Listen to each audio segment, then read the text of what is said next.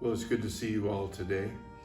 We're located up here on the third floor, one of our classrooms, with newly painted murals on the wall, thanks to Julie German. And some people have wondered whether or not I posed for the picture, and I'll leave that up to your imagination. I was looking in the back of the New Testament, what one of my teachers used to call where the pages are crispy, where we don't oftentimes get to. And that's Paul's last letter to Philemon, or some people pronounce it Philemon, and I think that's tomato, actually.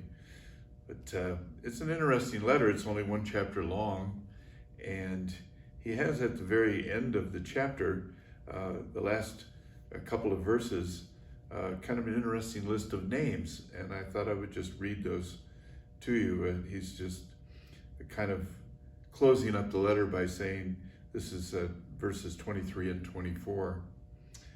Epaphras, my fellow prisoner in Christ Jesus, greets you, as do Mark, Aristarchus, Demas, Luke, my fellow workers.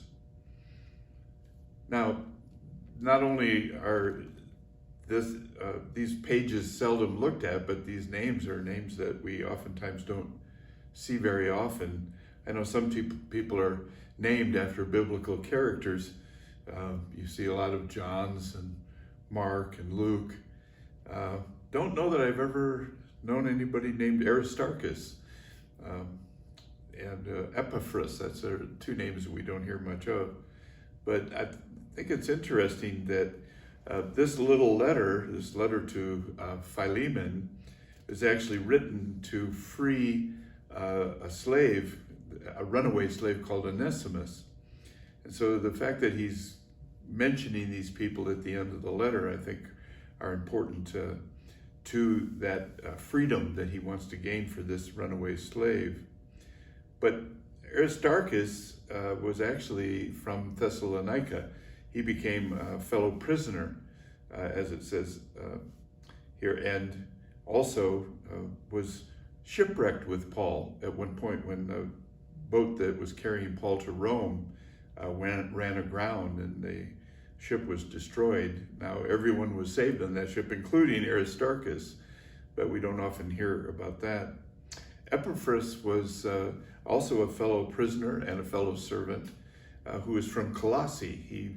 He started following Paul from that church when Paul formed that church. And so these are two faithful fellows, as Paul calls them, that we don't hear much about in the New Testament. Of course, we do hear about Mark, John Mark, as he's oftentimes called.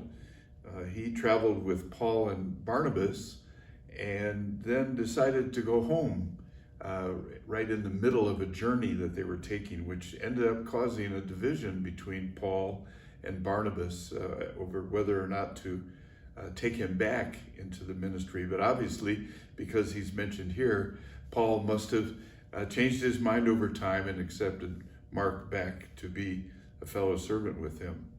And of course, we've all heard of Luke. He wrote one of the Gospels, he wrote the Acts, and he's oftentimes called Dear Dr. Luke in the Bible because he was a physician of that time, probably somebody who dealt in herbs and things of that sort.